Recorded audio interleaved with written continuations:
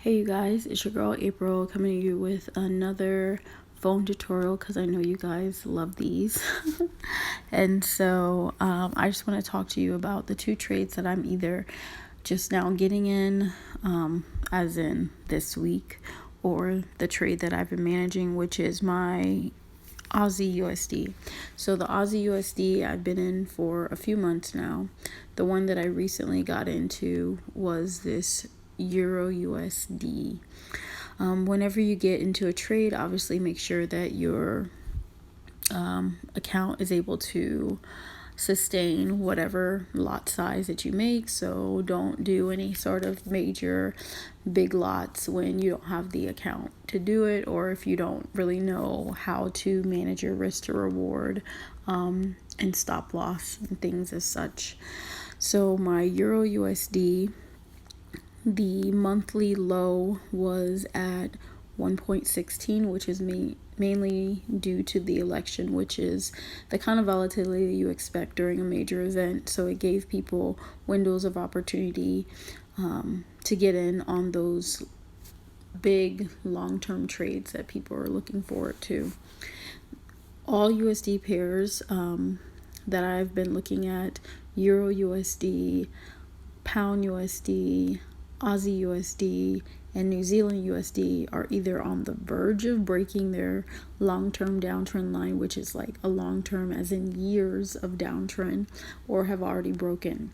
The Aussie USD and the New Zealand USD, they have already broke their downtrend. So if you haven't already been able to get in on those pairs, you want to wait for that retracement of that downtrend line before really getting into those particular trades, because right now it's just a lot of volatility. For your Pound USD and your Euro USD, you want to look for those wide open spaces, or WOS, prior to the major downtrend line being broken. This week it retested the 1.1753 level, which was its last week's low, and I was hoping that it would go a little bit lower, but wasn't able to reach that.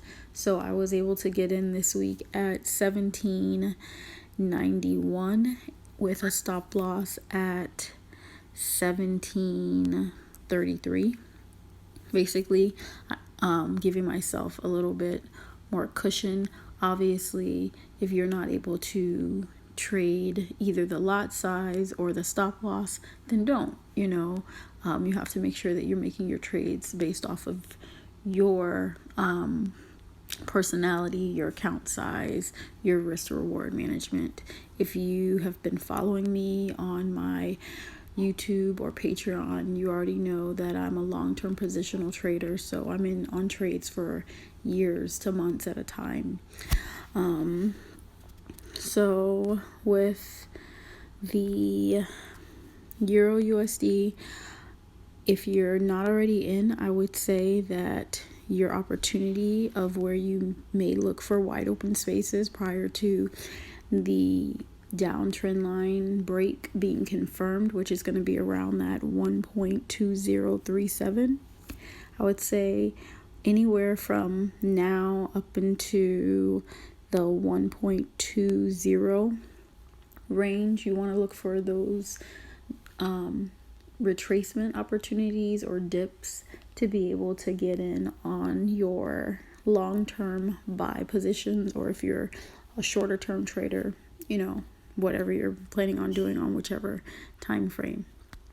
And after this trade manifests and I get a few more pips, I would say once a major PSR or previous support or resistance has been conquered, then I'll look for more opportunities on my USD pairs. And the one that I'll be looking at next would be this NZD USD, which I said has already broken its downtrend line, but I'm looking for that level of where it's going to try to retest the backside of the downtrend line.